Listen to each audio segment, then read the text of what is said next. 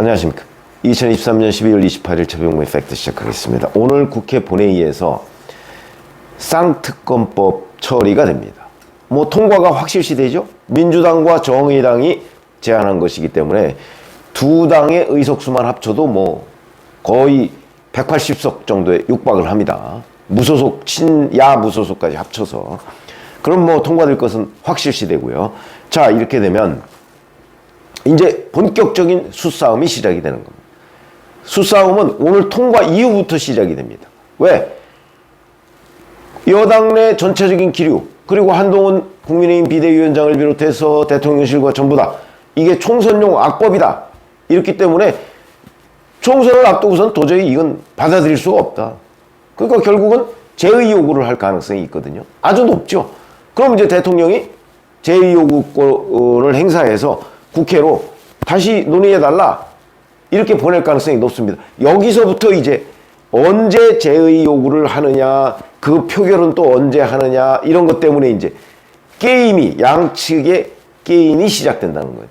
그걸 하나하나 살펴보면, 여기에는 물론 오늘 본회의에서 표결을 한 이후에 장외투쟁 같은 거, 왜냐면 영부인 문제, 대통령 부인 문제를 내년 총선까지 끌고 가기 위해서는 일반 국민들한테 자, 김건희 여사가 이러이러한 문제점이 있습니다 라고 이제 집중적으로 홍보를 하는 장외투쟁, 이것도 좀 검토를 하고 있다고 하거든요. 가능성 전혀 없는 거 아니죠. 물론 겨울이라는 좀 문제가 있지만 그건 전혀 없는 거 아닙니다. 총선 앞두고서 홍보를 하기 위해서. 그렇다고 해서 여당은 그럼 가만히 있느냐? 그렇지 않죠. 이게 왜 총선용 악법이냐 하는 걸 또 집중적으로 국민들한테 홍보해서 결국 유권자 입장에서는 그 두 가지를 보고 판단을 하는 겁니다. 아니면 이제 국민들 입장에서는 그래? 그러면 총선 끝나고 하면 되겠네. 이런 여론이 형성될 수도 있고요. 그거 지금 누구도 예측 못 합니다. 국민일보가 한국갤럽에 의뢰해서 했던 70%가 거부권 반대다. 이거는 거부권에 대한, 대통령 거부권에 대한 여론을 물은 거고, 만약에 김건희 특검법 자체에 대해서 물었을 경우에는 의미가 좀 달라지고, 그 이후에 다른 여론조사는 또 한 49% 정도가 김건희 특검법에 대해서 찬성 이렇게 나온 것도 있습니다. 그러니까 현재 김건희 특검법 본질에 관해서 국민 여론이 정확하게 어떻게 나와 있느냐, 이거는 알 수가 없습니다. 아마 본질에 대해서 찬성이 조금 더 많지 않겠는가, 이런 정도는 분명해 보입니다. 왜냐하면 그 두 가지, 그러니까 대통령의 김건희 특검법에 대한 거부권이 부당하다라고 하는 70%, 요거하고 김건희 특검법에 대해서 찬성이냐 반대냐, 이거는 조사기관도 다르고 질문도 다릅니다. 두 가지를 비교해서 김건희 특검법에 대한 반대 여론이, 찬성 여론이 많이 줄었다. 이건 어불성설이죠. 그런 분석을 하는 건 어불성설입니다.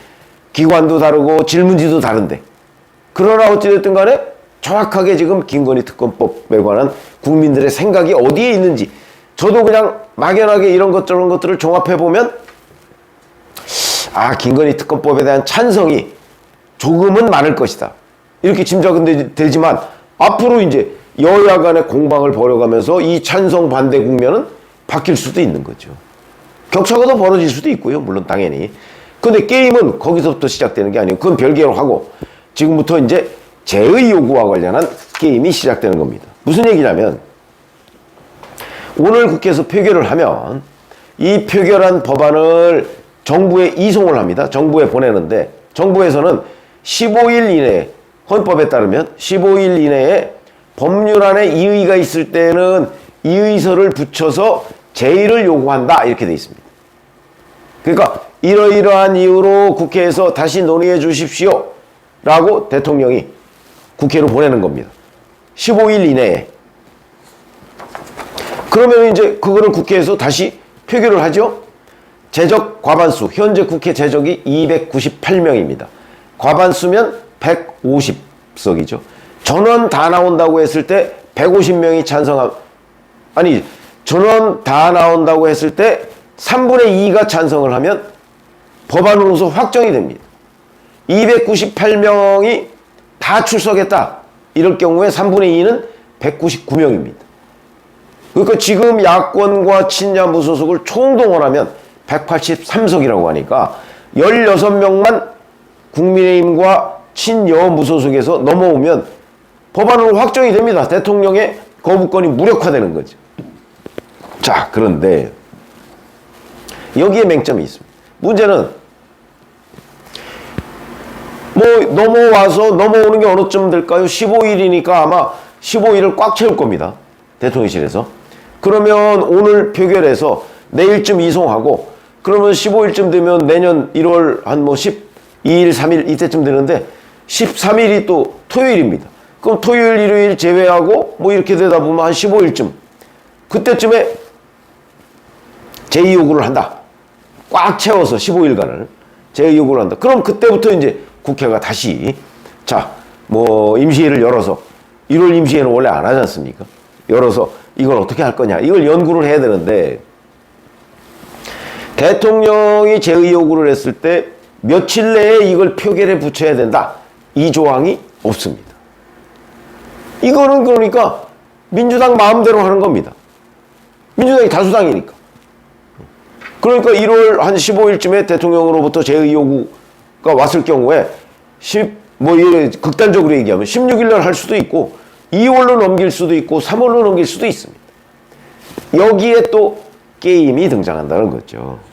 무슨 얘기냐면 민주당이 당장 표결을 하면 넘어오자마자 표결을 하면 당연히 부결되겠죠. 국민의힘이 뭐 111석인가 되니까 당연히 부결되겠죠. 이미 양곡관리법, 간호법 뭐 이런 것들이 재표결을 해서 3분의 2가 안 되는 바람에 폐기됐습니다. 그런 사례가 있죠. 자, 그런데 만약에 미룬다 민주당이 2월 임시국회 또는 3월 임시국회 총선 전에 원래 임시국회 안 합니다. 그런데 이걸 처리하기 위해서 임시국회를 해서 그때 표결을 한다. 왜? 국민의힘에 공천 탈락자가 그때쯤은 발생할 거거든요. 하위 뭐 20%, 하위 30%, 컷오프. 하위 20%면 그것만 해도 20명, 30%면 30명입니다. 자, 그 사람들은 국민의힘에서 공천 탈락했기 때문에 일이 이만큼 나와 있을 겁니다. 그러니까 제2요구 이거 그냥 찬성해버려. 이럴 수 있다는 거죠. 그걸 노리고 민주당에서 그 제2 표결을 그때 한다는 거. 그러면 이제 국민의힘에서 공천 탈락자들이 넘어올 수 있다. 이런 걸 예상하는 국민의힘은 어떻게 해야 될까요? 공천을 최대한 늦추면 또 되는 거죠. 공천 한 열흘 늦춘다고 뭐 경천동지할 일이 벌어지는 거 아닙니다. 그리고 공천이 되는 사람, 그 사람들만 먼저 처리하고 공천 탈락 컷오프 이걸 뭐 뒤로 조정할 수도 있고. 그러니까 민주당이 장군하면 국민의힘은 멍군을 할 수 있다는 거죠.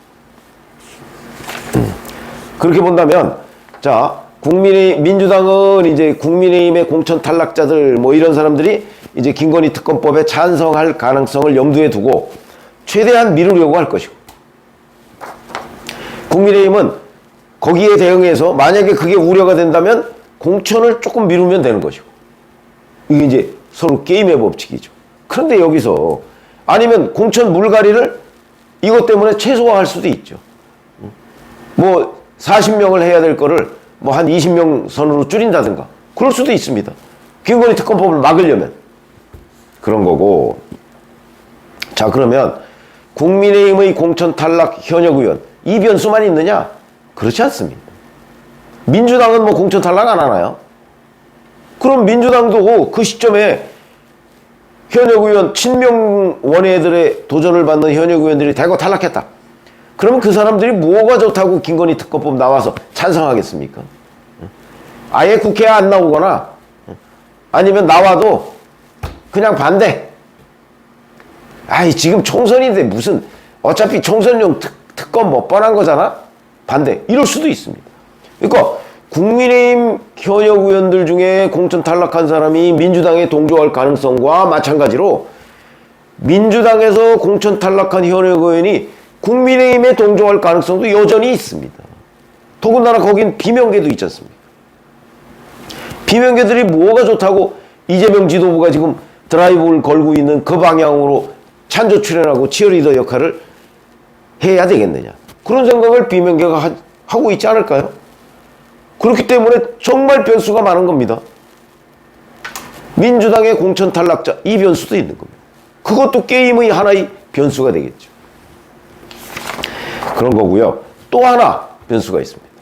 자, 이런 식으로 하다 보면 이제 국민의힘 공천 탈락자를 민주당이 이제 그게 이제 덩어리가 이렇게 커지기를 기다리면서 계속 늦추다 보면 2월 자칫하면 3월 초까지 넘어갈 수가 있습니다. 만약에 3월 초에 정말 국민의힘 공천 탈락한 현역 의원들이 반발을 해서 김건희 특검법이 통과가 됐다. 한번 가정을 내보시죠. 가정. 3월 초에 통과가 됐다. 통과가 돼서 3분의 2, 199명. 물론 많은 의원들이 만약에 본회의에 안 나와버리면 그러면 가결 정족수가 줄어들겠죠. 뭐 예를 들어서 뭐 국민의힘 대부분 안 나왔다 그러면 뭐 3분의 2이면 한 30명 가지고서도 가결이 될 수 있습니다. 그것도 변수이지만 3월 초에 설령 만약에 3분의 2가 돼서 국민의힘 현역 의원들이 공천 탈락에 대한 반발로 찬성을 했다. 그래서 법안이 확정이 됐다. 한번 해보시죠. 특검이 출범하려면 20일간의 준비 기간을 거쳐서 출범합니다. 3월 초에 부터 법안 확정돼서 20일간의 준비 기간을 거치면 3월 말입니다. 총선 4월 10일입니다. 총선 후 특검하고 무슨 차이가 있습니까? 총선에 활용하려고 하는 민주당의 기대가 무너지는 거죠. 그래서 더군다나 뭐 숫자도 왕창 늘려놓고 자기들이 이제 검사들을 이 사람 보내주십시오. 법무부에서 그것도 늦추면 시간 끌 수 있습니다. 과거 드루킹 특검법이 그랬죠. 거기다가 또 우수한 검사들을 안 보냅니다. 여러 가지의 방법들이 있습니다. 이게 다 게임이거든요. 장군 하면 멍군이 있는 거죠.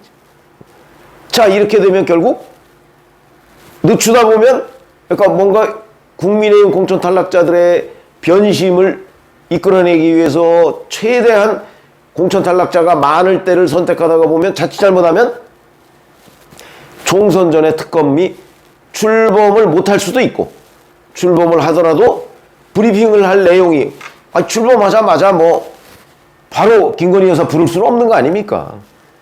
다른 거 다 조사하고 자료 수집하고 그거 보름은 걸립니다. 그러면 뭐 총선 후로 넘어가는 거죠.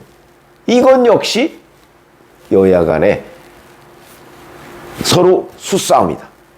그래서 이 김건희 특검법 오늘 통과되고 자 이제 만약에 윤석열 대통령이 지금 뭐 가능성이 높은데 제의 요구를 할 경우 그때부터 본격적인 수싸움이 진행되는데 민주당의 뜻대로만 되지는 않을 것이다. 중간에 윤석열 대통령도 어떤 식으로든 또 뭐 박지원 전 국정원장이 얘기했듯이 뭐 좀 가능성 높지 않다고 봅니다만은 뭐 김건희 여사를 노출을 최소화하면서 벌써 노출은 최소화됐죠. 그러면서 총선 때까지 사과로 보낸다. 서초동. 뭐 전 가능성 별로 없다고 보는데 여하튼 윤석열 대통령이라고 가만히 있을 수 있습니까? 대응책을 마련해야죠.